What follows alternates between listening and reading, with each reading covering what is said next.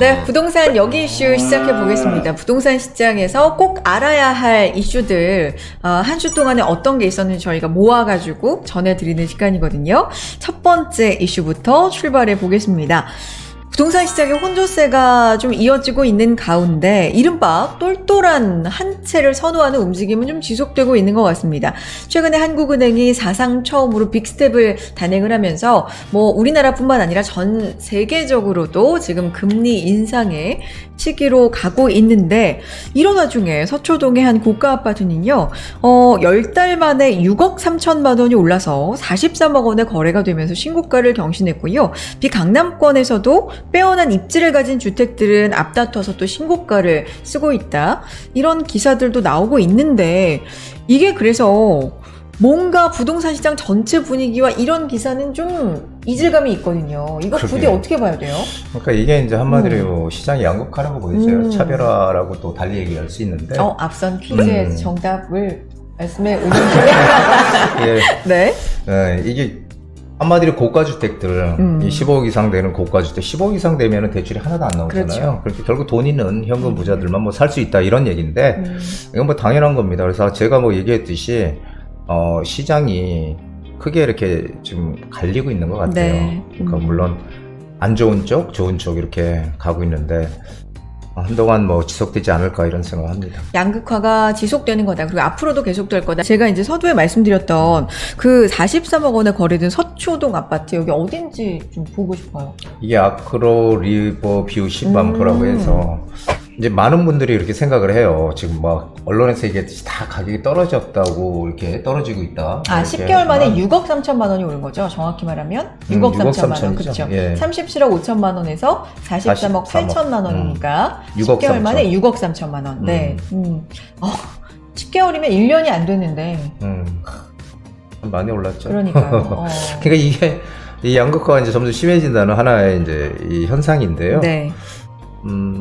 근데 이게 강남 비강남권을 가리지 않고 이 좀 15억 이상 되는 고가의 아파트들은 지금 이런 현상을 보이고 있다고 생각이 돼요. 그래서 조금 이런 거 보면은 이렇게 좀 서민들 입장에서는 상당히 그렇죠. 좀 마음이 안 좋죠. 맞아요. 전반적으로는 사실 부동산 시장에 대해서 조금 걱정 어린 목소리들이 좀 많이 나오고 있는 상황에서 이렇게 차별화가 되고 있는 단지들은 또 속속해서 속속 나오고 있고요.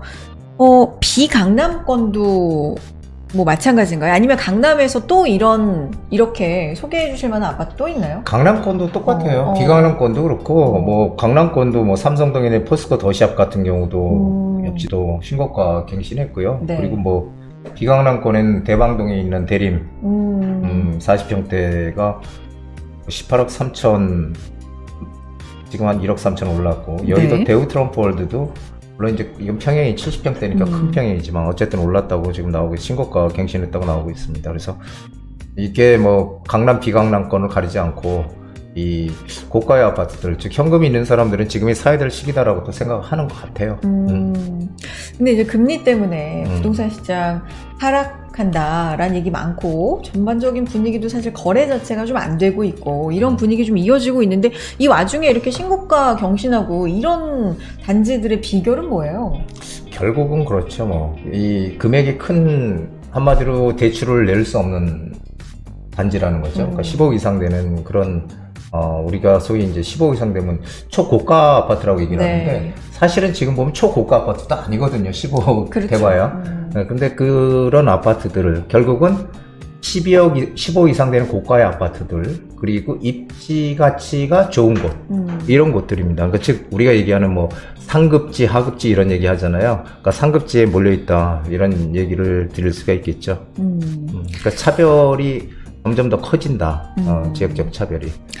근데 우리가 이런 얘기를 드리면 사실 그런 생각 드실 수 있을 것 같아요. 짜증나, 이런 얘기를 왜 하는데. 그렇죠. 그래서 전반적으로는 안 좋고, 내가 가진 부동산도 별로고, 거래도 안 되고, 만약에 이러는데 좀 남의 나라 얘기같이 저런 아파트 얘기를 우리한테 지금 왜 해주는데, 이러실 수 있는데, 이런 현상에서 그러면 해주고 싶으신 얘기가 있나요? 그러니까 이런 현상을 가만히 보면 우리가 느낄 수 있는 게요. 네. 제가 예전에 강의할 때도 이런 얘기 참 많이 드렸어요.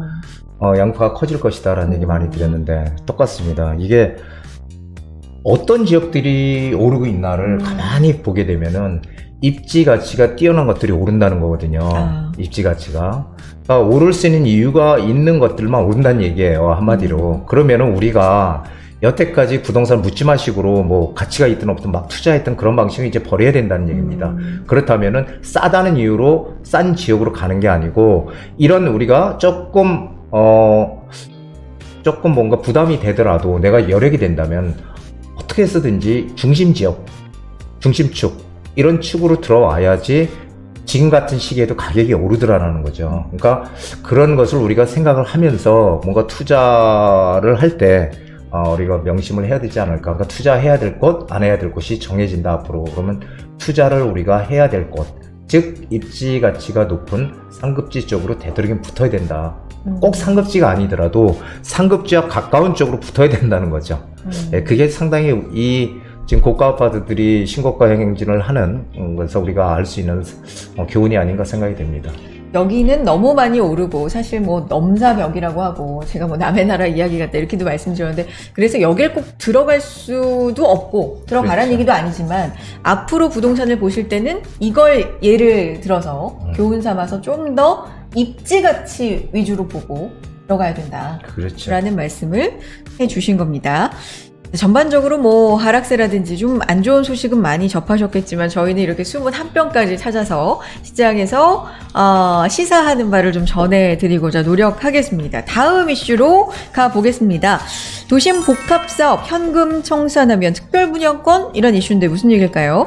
정부가 새로운 주택공급 대책 중에 하나로 도심 공공주택 복합사업의 현금 청산 대상자들에게 특별분양권을 주는 방안을 검토 중입니다. 현금 대신 새 아파트를 분양받을 수 있는 권리를 준다 이런 얘기인데 정부는 사업지마다 현금 청산 대상자나 후보지 철회 등에 관한 보완책이 부족하다는 판단하에 이 같은 방안을 논의하고 있고요. 사업이 정상 속도를 되찾도록 한다는 방침을 내고 있는데 그러니까 도심 공공주택 복합사업 이 용어부터 좀 짚어봐야 될 것 같아요. 이게 뭐예요? 이 공공주택 복합사업이라는 거는 네. 한마디로 공공이 추진하겠다는 거예요. 공공. 민간이 아니라 공공이. 예, 공공은 뭐예요? SH나 LH 공사 그렇죠. 위주로 그 소유권을 넘겨주고 하는 사업이거든요.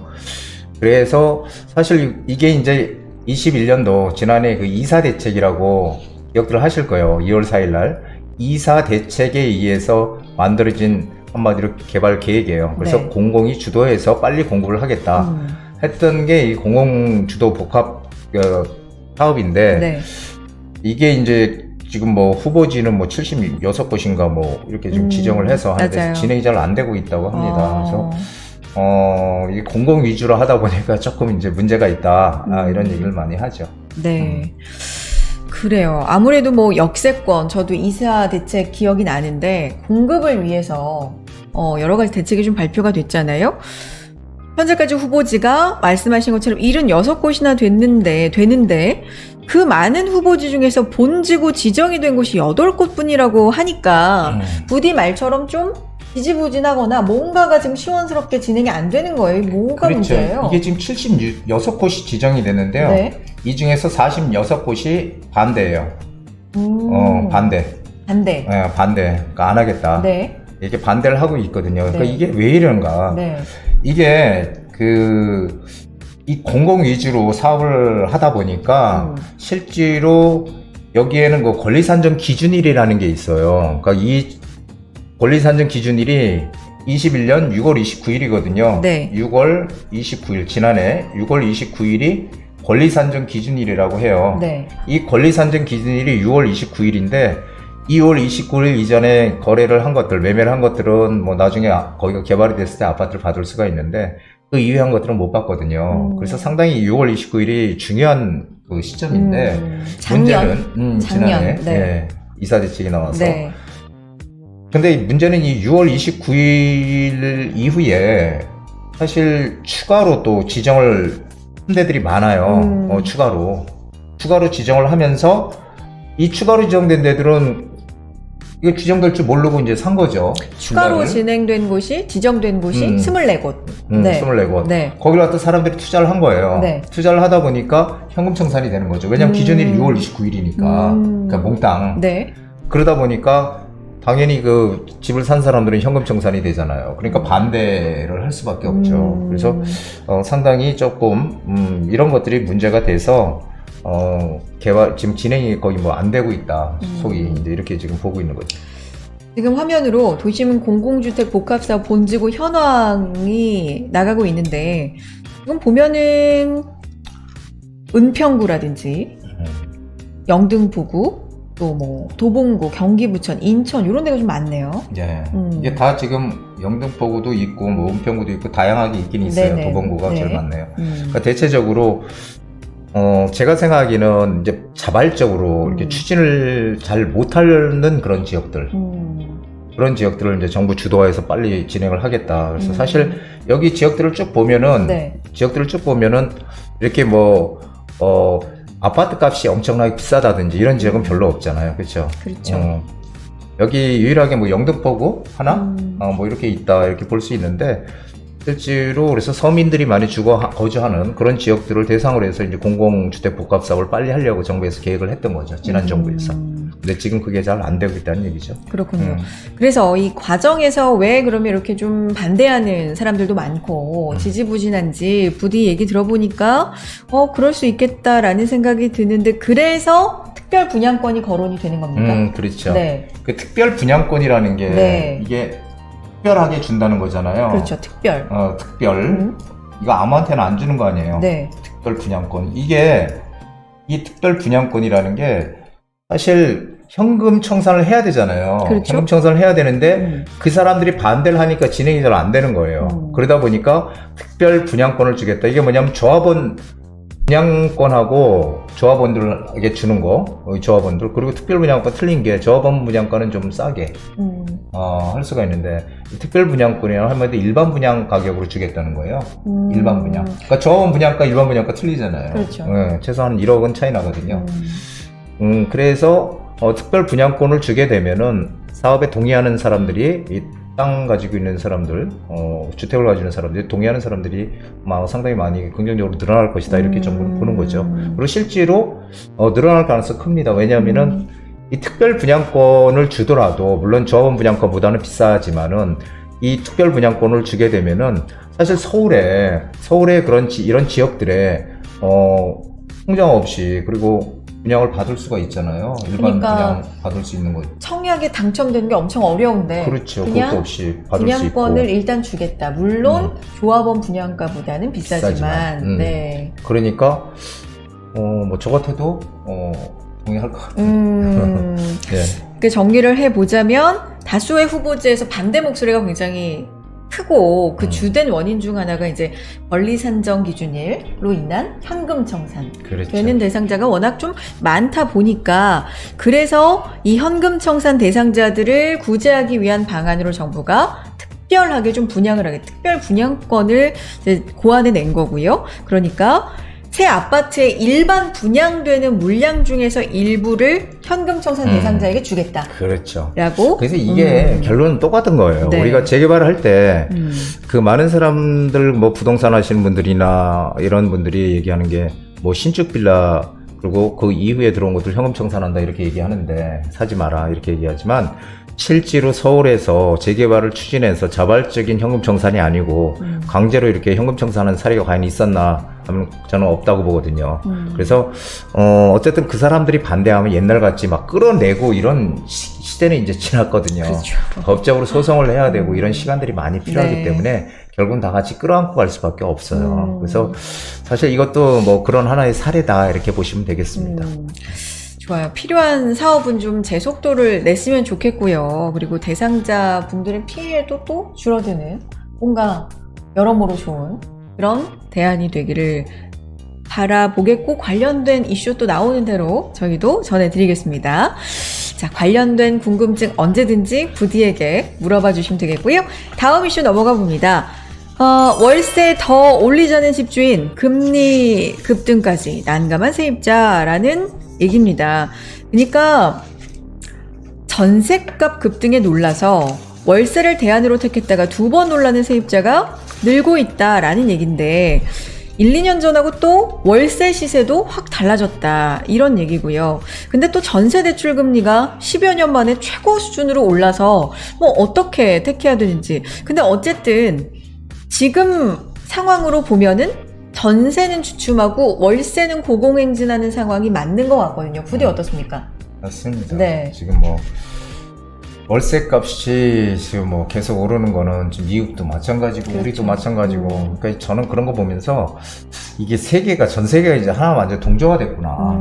뭐 하나의 지구촌이라고 그러더니 이제 그런 것까지 정책이나 모든 이런 어떤 경제적인 변화까지 다 똑같이 가는 것 같아요. 그러니까 전세 월세화가 우리나라도 좀 많이 빨라지고 있는 거잖아요. 그렇죠. 특히나 요즘 들어서 굉장히 그게 이제 피부에 와닿을 만큼 좀 빨라지고 있는데 우리 그런 얘기 좀 흔하게 많이 했잖아요. 전세라는 게 한국의 좀 특이한 제도인데 이게 정말 빠르게 좀 사라지고 있다. 요즘의 경제 상황을 보면 이런 얘기입니다. 좀 보겠습니다. 전월세 상승률 좀 보면요. KB국민은행에서 나온 자료를 좀 보고 있는데 전세가 1월에서 6월 기준으로 0.6%가 올랐어요. 월세가 2.8% 올랐으니까 월세 가격이 사실 이게 많이 오른 거네요. 그렇죠. 많이 올랐죠. 많이 올랐어요. 근데 월세가 왜 이렇게 가파르게 오르는지 혹시 아세요? 월세가 왜 이렇게 오르느냐? 미국도 마찬가지고 우리도 그렇고. 경제의 기본적인 원리로 생각한다면 월세 찾는 사람이 많으니까 오르는 거 아니에요? 월세 인기가 많으니까? 아니에요? 그렇지. 그건 맞는 얘기인데요. 네네. 이게 이 전세나 월세나 이게 금리가 오르는 추이랑 비슷하게 올라요. 지금 금리가 계속 오르잖아요. 그렇죠. 거기에 맞춰서 전세 월세가 계속 오르는 거예요. 네. 그래서 지금 뭐 전세 대출 금리가 지금 뭐 사상 최대라고 하는 게 지금 워낙 금리가 지금 많이 오르니까 맞아요. 네, 그런 상황을 보여주고 있고요. 또 하나는 이 집주인들이 지금 뭐 사실 집도 잘 안 팔리잖아요. 네. 그러다 보니까 세를 넣으면서 어떤 세금이나 뭐 대출 이자나 이런 것들을 월세로 전환을 해서 월세로 내게 각종 비용을 이제 월세에 전가를 해서 또 올라가는 그런 상황도 지금 만들어지고 있는 것 같고요. 그래서 이 두 가지가 가장 크지 않나라는 그런 생각을 합니다. 그러니까 전세 대출 금리가 12년 만에 최대 수준으로 지금 치솟았다는 점, 금리는 뭐 계속해서 좀 오른다는 점, 여러 가지 경제 상황이 월세 가격도 올리고 또 전세보다 월세 선호를 더 좀 부추기는 그런 상황인데 우리가 그런 얘기했어요. 임대차법으로 인해서 계약갱신 청구권 뭐 8월 우리 이런 얘기하면서 전세난 이런 얘기 좀 했었는데 그게 월세화를 부추기는 현상으로 더 좀 짙어지는 거거든요. 그렇죠. 어떻게 보세요? 뭐 정부에서는 전세란이 없을 것이다, 전세가 이런 얘기를 사실 하는데 뭐 심각하다고 봐요. 왜 그러냐면은 월세가 계속 오르게 되면은 결국 월세랑 전세랑 같이 동조화해서 갈 수밖에 없거든요.